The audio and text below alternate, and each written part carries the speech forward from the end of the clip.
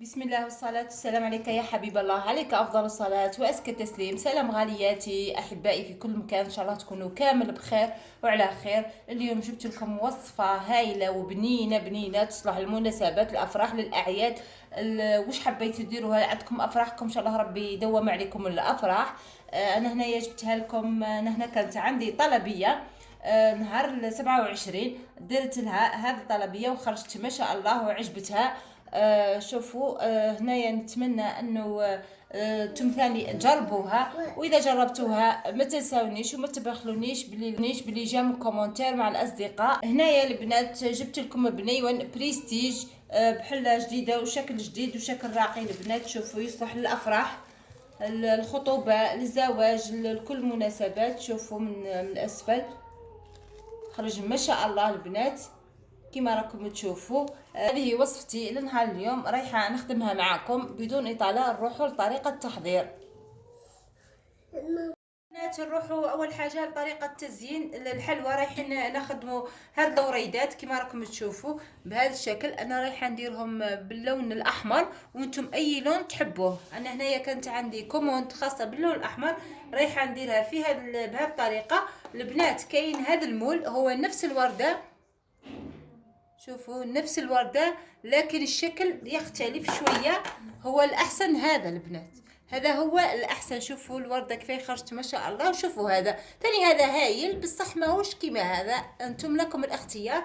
هذا البنات أنا هنايا البنات استعملت هذا المول تاع السيليكون، وهذا بالنسبة لهذا اللون الموديل عفوا. وهذا الموديل البنات هاو سيليكون تاع 10,000 البنات، يخرج لك بصح يخرج لك بهذه الطريقة. شفتوا هذا الشكل مليح. اللي ما تقدرش تشري سيليكون راه يتباع ب 40,000، انا شريته 45,000 على حسب المنطقه اللي راكم ساكنين فيها. انا وهذا شريته ب 10,000. هذا الشكل البنات خرج لي بهذا الشكل، خرج لي هذا الشكل. انا صراحه ما عجبنيش ياسر. شوفوا شكله، شوفوا الفرق. شفتوا كي خرج هذا احلى من هذا. هنايا رايحه، شوفوا انا ديجا اللي سبقت في العمل، رايحه نح معكم وحده. شوفوا هذه الطريقه كيف نحوها.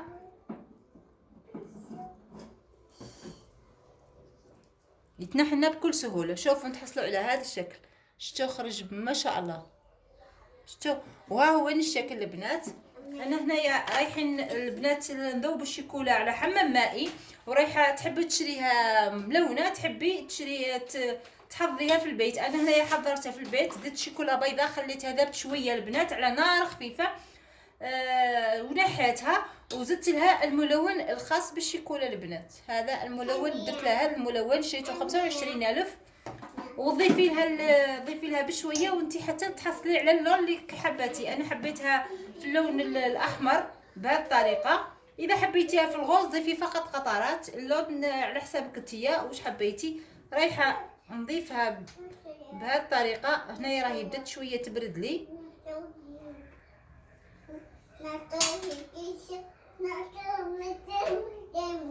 شوفوا بهذه الطريقه، ورايحين نسووها بهذا الشكل، نخبطوها في اليد ولا فوق طاوله العمل بهذه الطريقه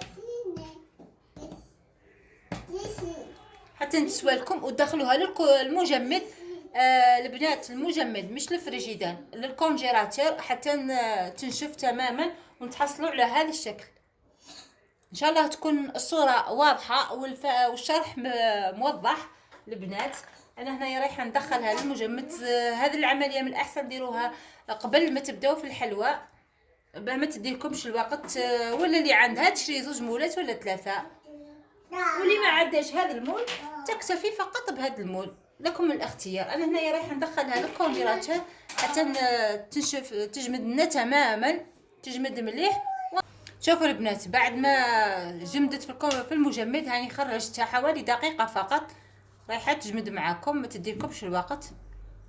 شوفوا كيف خرجت لنا ما شاء الله هايله البنات. اتمنى انها تبان. شوفوني نقرب لكم في الصوره باه تشوفوها مليح بهذه الطريقه. شوف هنايا انا البنات رايحه نكملها كامل بنفس الطريقه ونروحوا للحلوى. الحلوى هي بنيوان البنات. هذا الشكل ديروا في اي حلوى. هنا البنات وريتكم طريقه صنع الورده، والورده هذه تستعمليها في جميع انواع الحلويات اللي راكي رايحه ديريهم صابلي، كعكعات، اي شكل رايحه تحبيه، مخبز مش حبيتي. انا هنا رايحه نديرها في البنيون، وانتم لكم الاختيار. بسم الله على بركه الله، نروحوا للوصفه. هنا البنات عندنا 150 غرام زبده، تحبي ديري نصف الكميه ديري.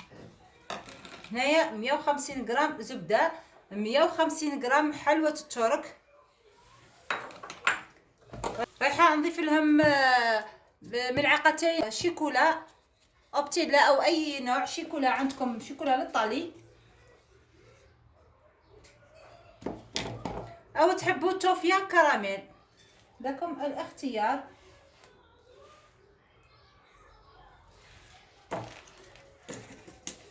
رايحه نعاودكم المقادير. درنا 150 غرام زبده طريه، 150 غرام حلوه الترك، ودرنا ضفت لها هنايا ملعقتين من شيكولا للطلي، ملعقتين شيكولا للطلي اي نوع، وتحبي تضيفي في مكان شيكولا توفيا كراميل. رايحه نضربهم مليح حتى نتحصلوا على كريمه.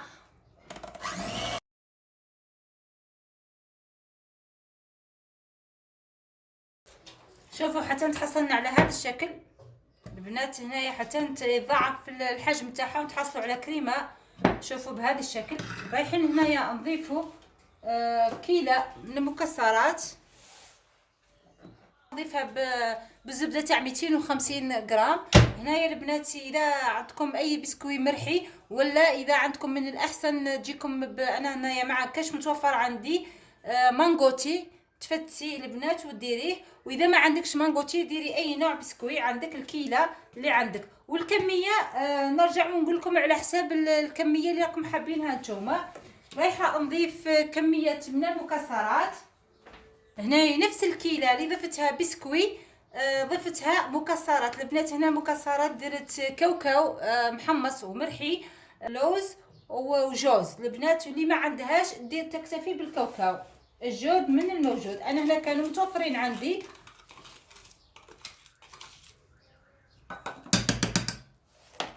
ورايحين نخلطهم مع بعض كامل.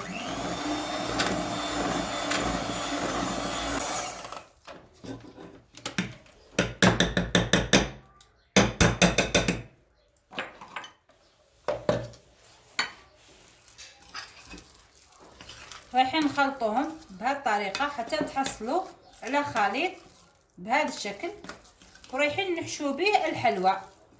واذا عندكم هنا البنات هنايا البنات اذا عندكم ملاحظه، اذا عندكم المانغوتي ديروا لها مانغوتي احسن من البسكوي، وهي نفس الطريقه البنات، فقط انا هنا ما كانش متوفر عندي يعطينا بنه هايله المانغوتي البنات. شوفوا البنات حتى تحصلوا على هذا الشكل، هذا الخليط ان شاء الله راه يبان يكون واضح. شوفوا خرج ما شاء الله البنات. شوفوا البنات هنايا عندي هذا المول دائري، وانتم باي شكل تحبوه. ها هو هنا راني البنات راني كنت نخدم فيه، رايحه نوريكم الطريقه. شوفوا البنات اي شكل تحبوه. نجيبوا ورق الذهب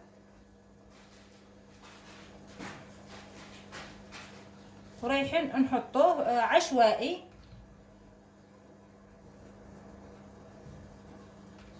حطوا كميه فقط بهذه الطريقه سهله، واللي تحب ما ديرش. انا رايحه ندير هذا الشكل.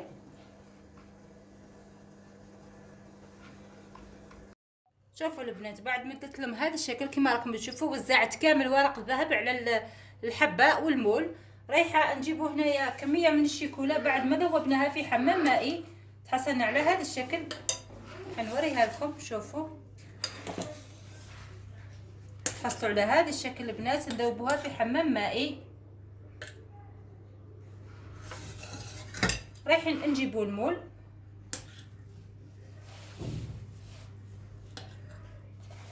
ورايحين نوزعوا بهذا الشكل.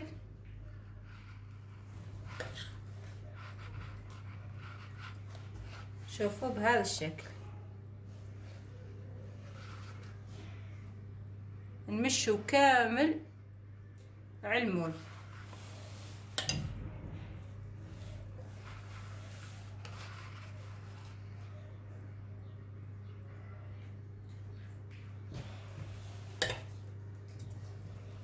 بهذا الشكل راح نوزعوها كامل على المول بهذا الشكل.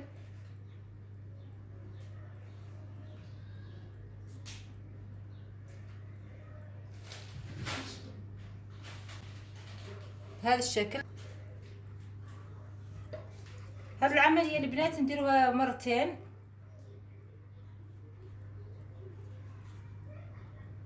راح بهذا الشكل البنات شوفوا، خصوصا على الجوانب البنات نحتاجوا اكثر على الجوانب بهذا الشكل كما راكم تشوفوا. رايحه نضيف معكم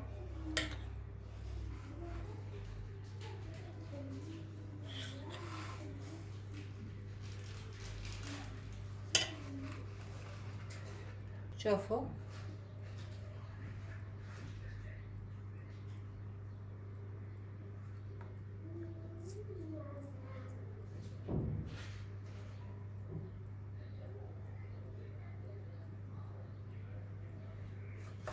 شوفوا حتى نتحصلوا على هذا الشكل وندخلوها للمجمد حتى تنشف تماما. نعاودوا لها الطليه الثانيه، الطبقه الثانيه، نعاودوا لها نديروا لها الطبقه الثانيه. انا رايحه نكملها وندخلها الكونجيلاتور. كملتهم كامل رايحه ندخلهم الكونجيلاتور حتى يجمدونا مليح، ورايحه نعاود لهم الطبقه الثانيه. شوفوا هنا البنات بعد ما جبدت لنا الطبقه الاولى رايحين نديروا الطبقه الثانيه.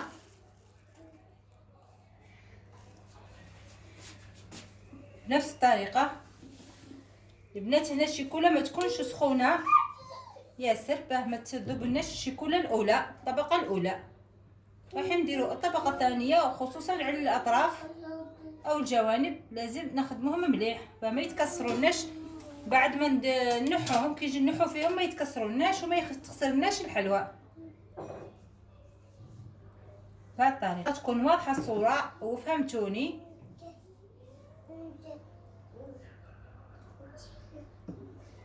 لازم نديروا طبقتين من الشيكولا او ثلاثه. انا هنايا رايحه ندير فقط طبقتين تكفيني. اذا عجبتكم الحلوى وطريقتي ونالت اعجابكم ما تنساوش تجربوها، واذا جربتوها ما تنساونيش وما تبخلونيش بالاعجاب والبارطاج مع الاصدقاء والاحباب.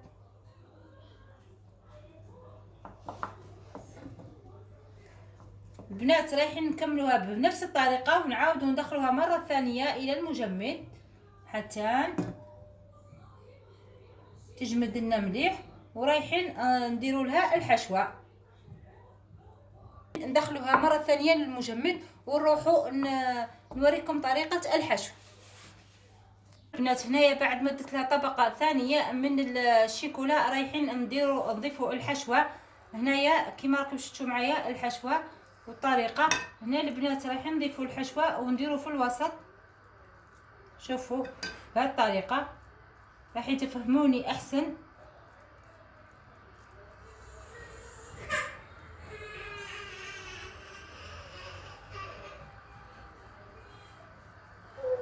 بهذه الطريقه راح نديروا الحشوه بهذه الطريقه ونخلوا حفره في الوسط. البنات هذه كاضافه، تحبوا ما ديروهاش ما ديروش، تكتفوا فقط تعمروها من نفس الحشوه.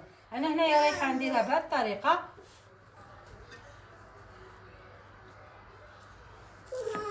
راح تشوفوا معايا الطريقه، راهي الصوره توضح اكثر.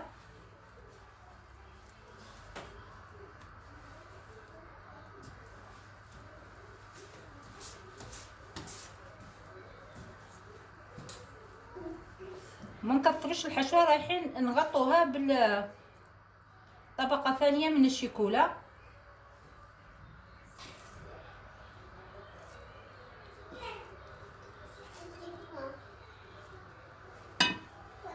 البنات هذه اختياريه، رايحين نجيبوا شيكولاته للطالي. تحبوا ديروها تحبوا ما ديروهاش، نديروا فقط كميه في الوسط كتزيين، او تحبوا ديروا اي مكسرات، جوز، بندق، واش حبيتوا، الجود من الموجود. انا فقط نعطيكم الفكره وانتم تفنوا وبدعوا. بهذه الطريقه البنات درنا شيكولا، رايحين نديروا طبقه ثانيه ورايحين نغطوها بهذا الشكل.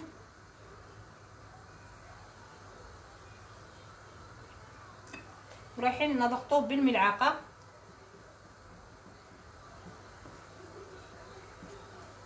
ما نعمروهاش حتى للسطح، فقط نخلو شويه فراغ باه نديرو الشيكولا من فوق. عاود معكم واحده ثانيه. شوفوا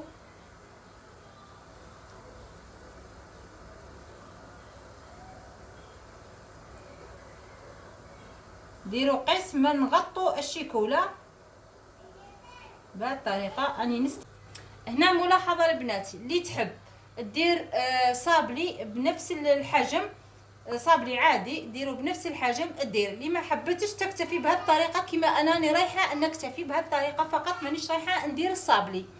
اذا درتوا الصابلي البنات فقط حطيه فوق الحلوى بدون اضافه الشيكولا من فوق.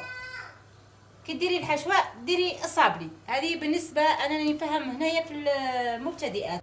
شوفوا البنات هنايا بعد ما جبدت لنا خليها حوالي دقيقه تجمد مليح باه كي ديروا الشيكولا من فوق ما تجيكمش ما تخلط لكمش معاها. انا هنايا رايحه ندير طبقه اخيره من الشيكولا بهذه الطريقه. رايحين نغطوا الحشوه.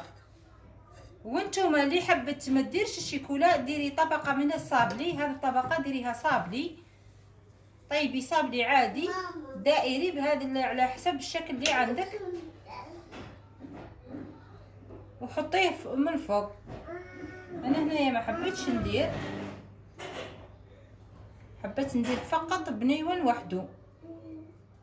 انتم لكم الاختيار بهذه الطريقه. شوفوا البنات رايحه نوزعها بهذه الطريقه، والزائد نحوه. شوفوا ما كاش ما اسهل منها. شوف طبقه خفيفه فقط من الصابلي عفوا من الشيكولا، نغطوا الحشوه.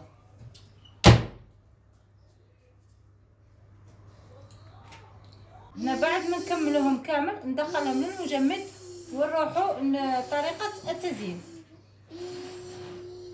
شوفوا البنات هنا يعني خرجتهم من المجمد، رايحين نحوهم بهذه الطريقه. شوفوا يتنحون بكل سهوله البنات. شوفوا شفتوا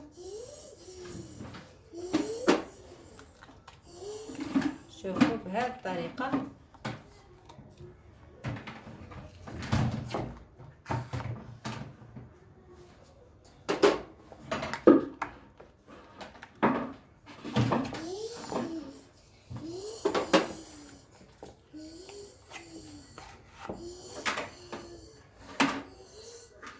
الشكل خرج ما شاء الله. شوف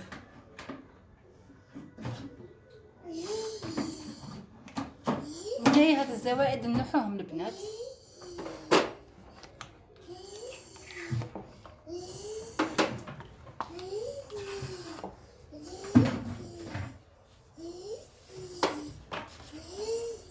شوفوا الزوائد.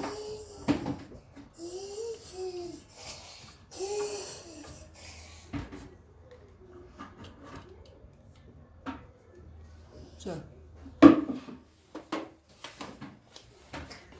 هنايا اختياري البنات. هنايا رايحين نجيبوا ملمع ذهبي ورايحين نفنسوا بهذه الطريقه.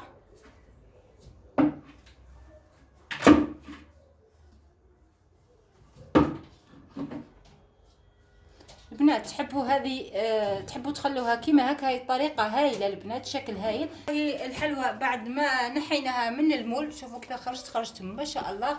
اتمنى تكون واضحه الصوره. الحين هنايا نجيبوا شوفوا الورده ورايحين نديروا لها الملمع الذهبي بهذه الطريقه.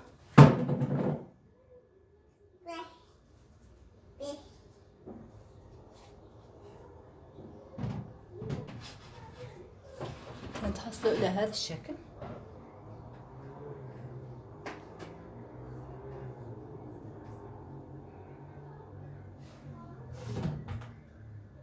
شوفوا خرج شكل رائع هايل. رايحين نديروا طريقه تزيين. نجيبوا شويه شيكولا البنات رايحين نحطوها هنا.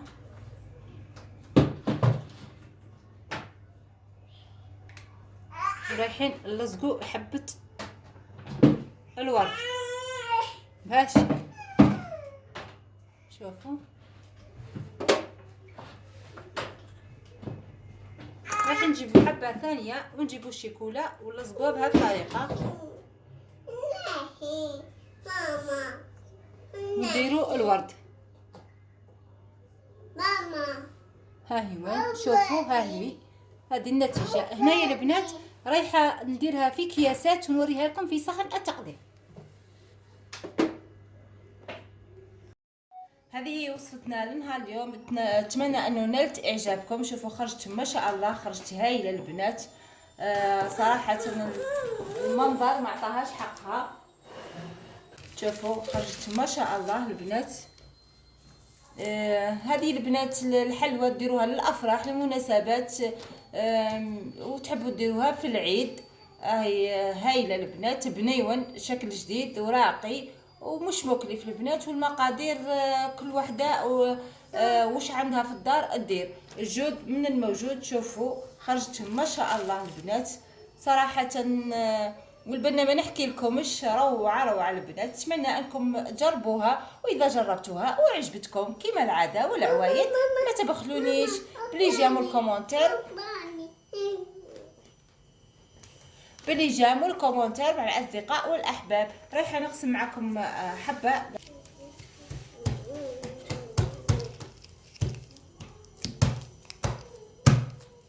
نحو الورده ورايحين نقسموا حبه.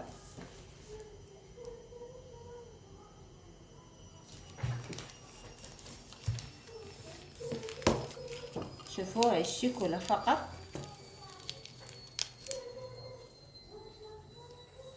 شفتوا من الداخل، شوفوا طبقة الشيكولا كيف خرجت لنا. خرجت ما شاء الله. شوفوا